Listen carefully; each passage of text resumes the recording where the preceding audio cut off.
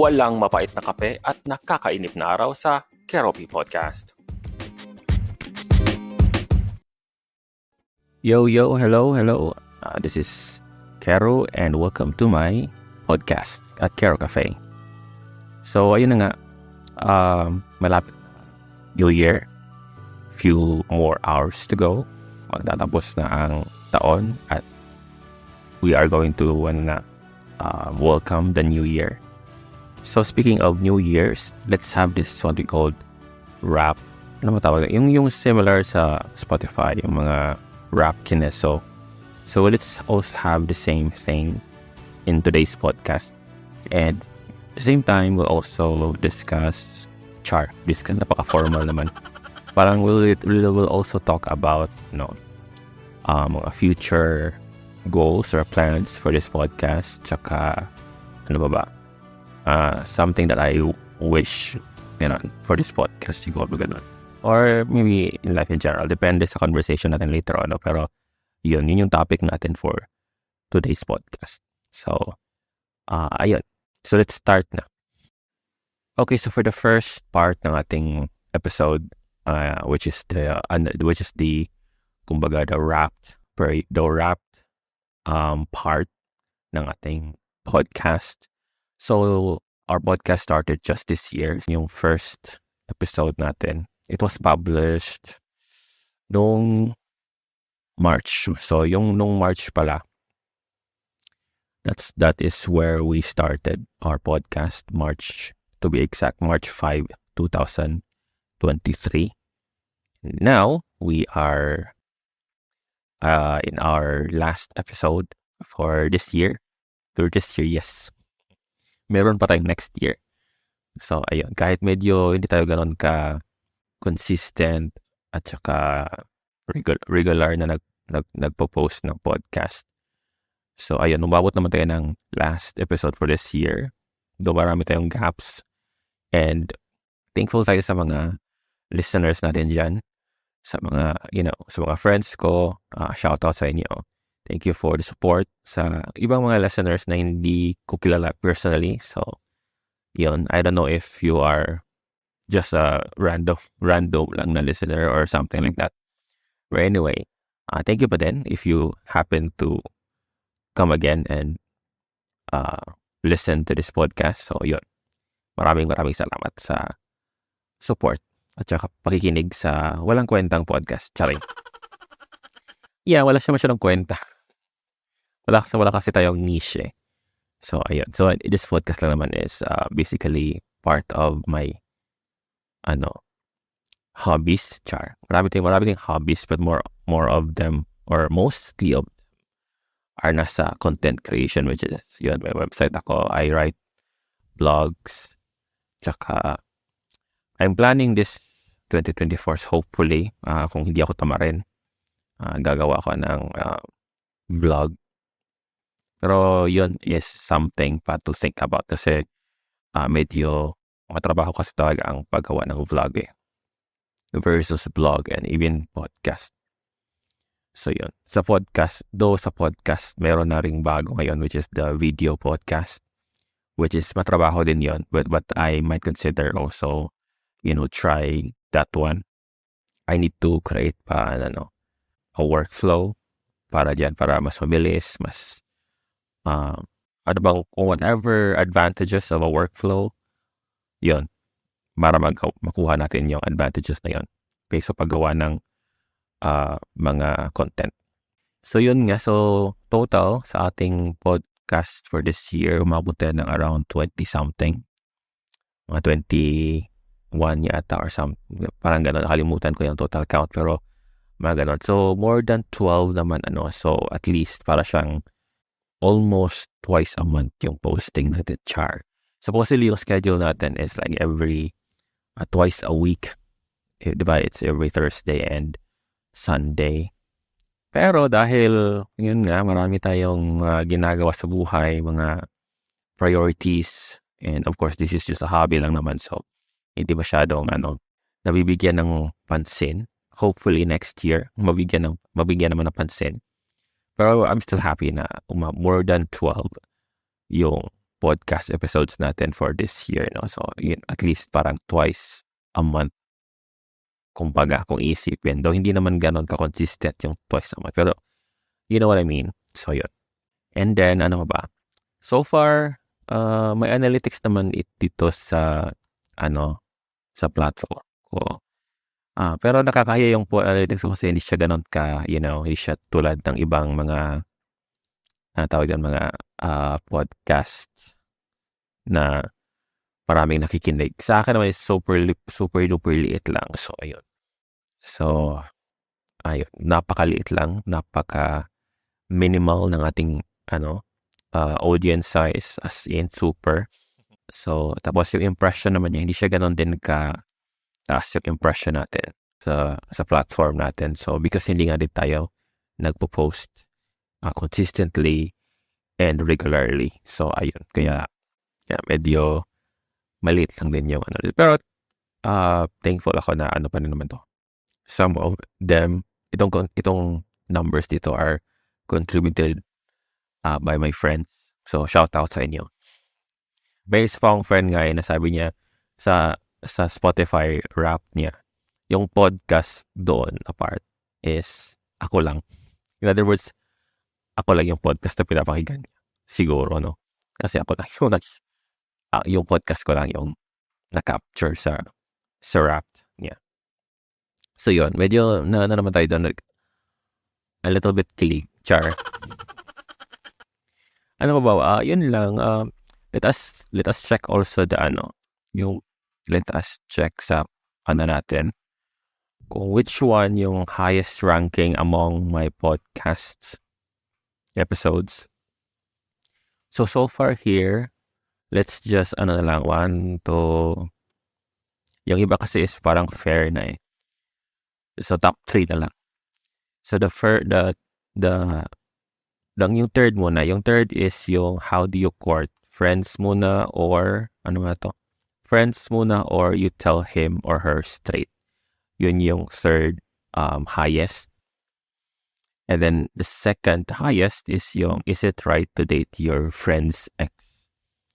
Ayun. And then ang pinaka number 1, pinaka maraming play, maraming nagka-interest sa podcast na ito is the letter reading, which is ang title is Should I Take the Risk of Loving the Person? So ayun, so yun yung natin wrapped for this section of this podcast, no? So let's move forward na naman sa other section. And for the next section ng podcast na to, kasi 3 section nga na mention ko earlier para isahan na lang. So the next one is ano ba yung goals and plans natin for next year for this podcast sa Kero Cafe. So siguro first is I still need to make sure na more than 12 episodes ang ma-create natin. In other words, parang kumbaga in average meron tayong post per month, ganun. Pero again, similar pa rin this year. Hindi yan ganun ka-regular at consistent. That is the parang forecast natin, kasi yun, hindi naman natin alam yung mga bagay-bagay na mangyayari sa ating buhay. And again, this is just a hobby. So, wala tayong, hindi naman tayo kumikita dito. So, walang inspiration to really keep the podcast na consistent, no? Though, hindi naman siya tulad ng iba na ginagawang hanap buhay yung pagkakaroon ng content. So, ito naman is a hobby lang. So, yun. Hindi tayo pressure. So, yun. Pero at least meron tayong goal. So, yun nga.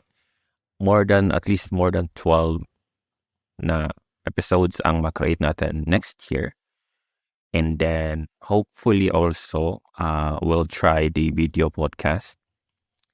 I-mention ko din diba na parang I will try the vlogging. So, baka makahanap ako or makagawa na ako ng magandang workflow on it. Pero, most likely, mahirap talaga ang video because first of all, naka-forecast na natin na of course, you need to look good sa video. So, ayun. So, first is, you need to dress well. You need to prepare the lighting. Hindi naman pwede na kung saan-saan lang Especially if it's a podcast. Mukhang decent din naman tayo. Hindi naman tayo parang lang. Pero we can also, I think we can be, hindi naman siguro kailangan super decent na parang with full glamour lights. Yung may tamang light, ganun. Kasi gagamitin ka lang naman is my phones So hindi naman siya yung mga high-end na or mga DSLR na may mga lens talaga na maganda. So, standard lang, common content creator na using phones to create content. Yun lang. Let's start simple. Kasi wala naman kung hindi naman tayo kumikita dito. So, wala naman tayong ROI. So, yun. Anyway, so, yun yung parang next goal na we will try at least one video podcast siguro ganon.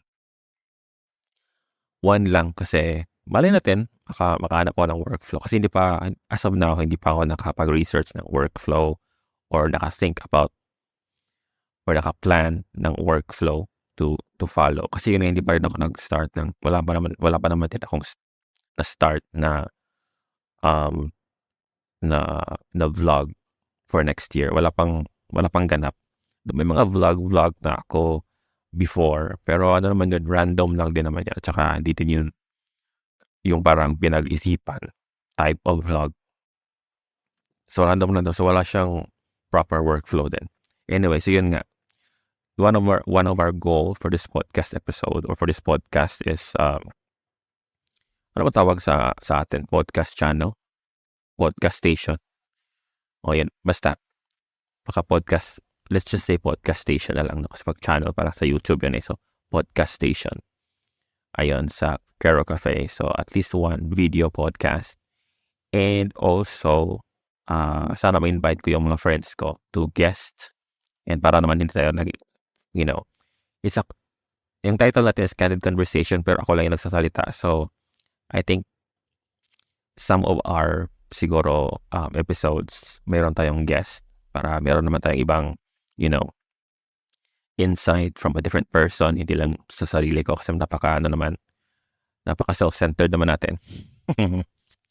So yan, hopefully some of my friends will go, not go na umalis but will grab my invite or as guest. Ayun. Ano pa ba?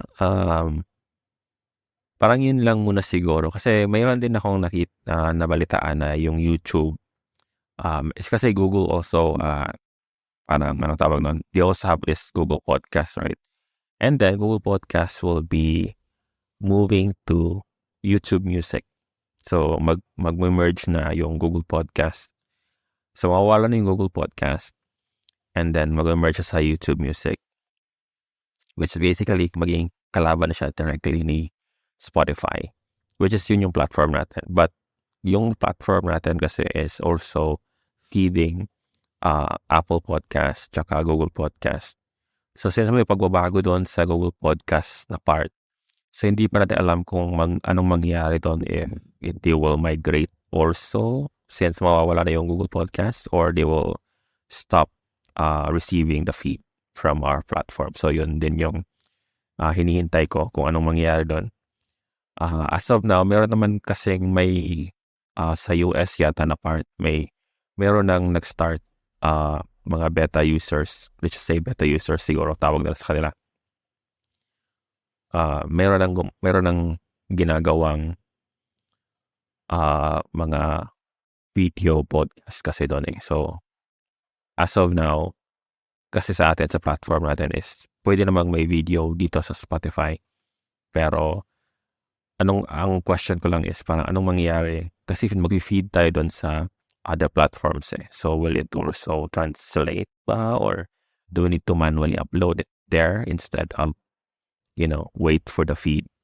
Parang ganun. So yun, I have to study it first pa. Pero anyway, yun isa lang namang video podcast ang parang natin for next year. Yung parang pinaka-goal natin. So if we exceed on that one because we are able to study well the workflow and the new process doon sa yun nga sa YouTube sa YouTube Music. Doon na ang new podcast, ang podcast ng Google i-host. So, ayun. So, if we're able to learn it now on how to do it, then hindi natin alam, baka more than one ang magawa natin. Tsaka hopefully yan, yung sa pag-invite ko ng guests sa mga friends ko, they will also say yes sa video podcast na part. Kasi mahihain yung mga friends ko, baka they will say no to it. Pero anyway, kung ayaw naman nila, so it's okay. Kung ayaw nila ng video, of course, hindi na din pwedeng pilitin. Tsaka actually better din talaga pag hindi video. Kasi yung editing is double kasi pag video unlike pag audio lang, wala masya. Yung iintindihin mo lang pag audio lang is yung voice lang, yung content ng voice, yung sinasabi ng person. Pero pag video, you have to sync kasi the video and then the audio. Ayun, so yan. Pero kung single camera lang naman ang gagamitin ko, baka medyo madali lang siguro yun. I don't know. Pero as of now, hindi ko pa yan iniisip. I will have to study it pa next year. May 12 months pa naman ako to create that video podcast. Yun, so that's our goal for next year. Let's proceed to the next section of this podcast. Ayun, so ang panghuli naman natin ay ang wishes. Ano ba yung mga wish natin for next year, for the coming year? Sa podcast natin, ang wish natin is sana ay maging consistent tayo. Consistent and regular na mag-post ng mga content, ng podcast content. Kasi para sa mga followers, matawag sa followers or subscribers, meron naman silang marinig sa atin. Baka na-bored na sila, wala na silang nabalitaan tungkol sa atin. So at least meron silang mapakinggan. Hopefully they really like my voice, at saka my topics. Kung hindi naman ay mag-comment kayo dyan, mga friends, mga beshi, mga moms, yo. Marami akong tawag sa mga friends ko. Marami din silang tawag sa akin actually. So, ayun. So mag-comment kayo dyan kung hindi nyo nagustuhan yung episodes natin.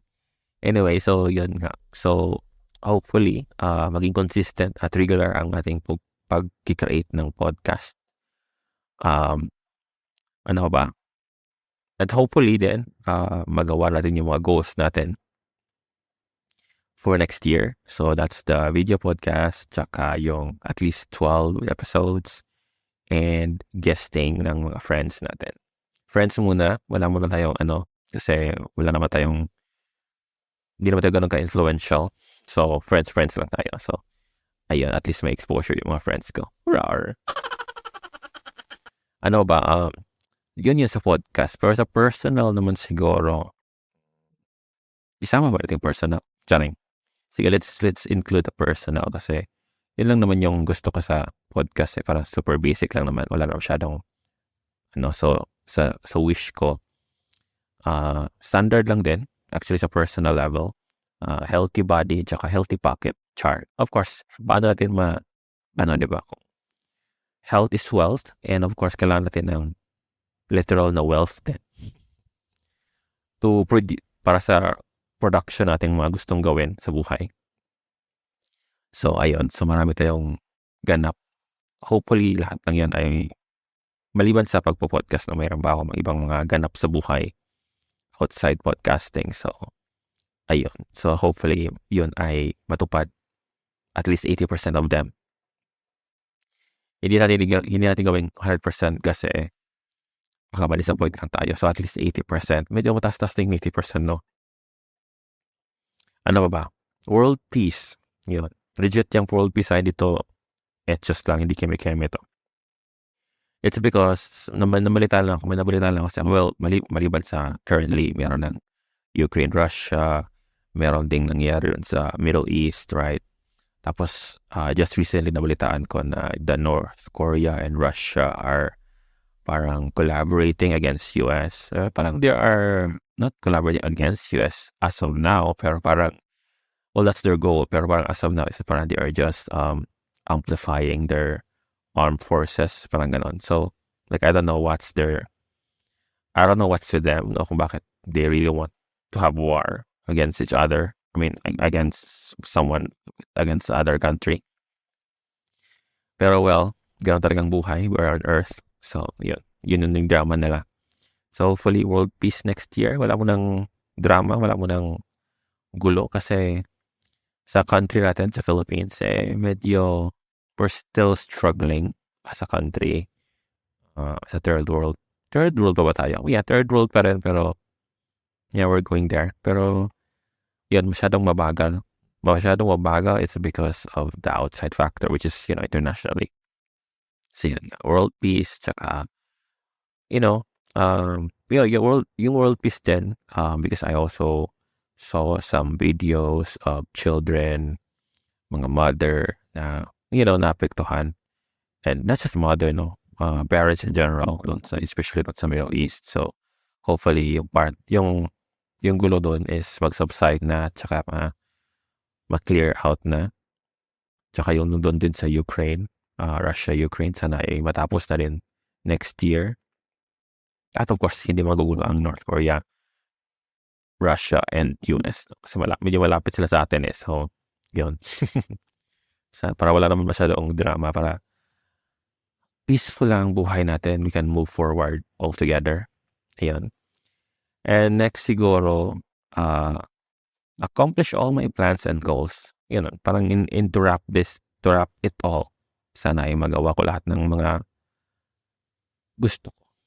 Char. Pero nasabi ko na kanina, itong 80%, yun.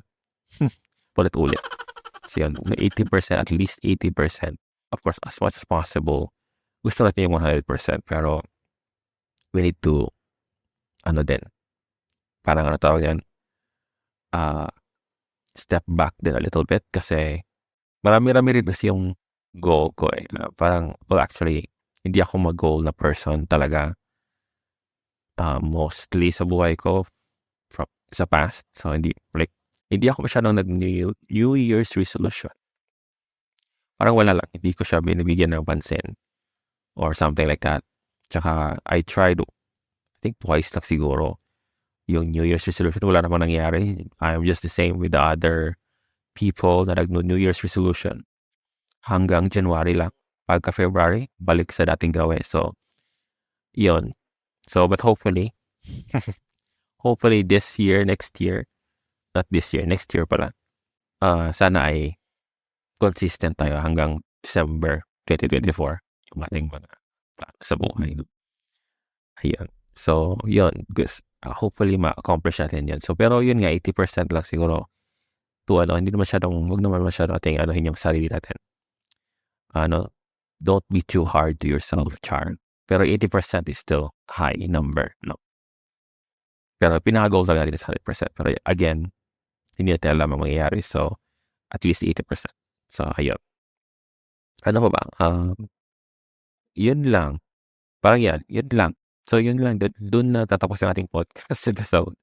So, in this podcast episode, we talked about our wrap-up kineso sa ating podcast. And then we also talked about our goals and plans for this podcast station.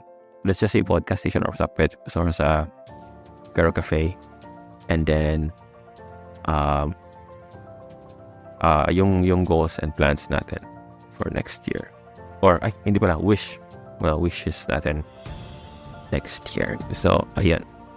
This is Kero and you're listening to Kero Cafe. Thank you so much again and Happy New Year sa lahat. See you next year.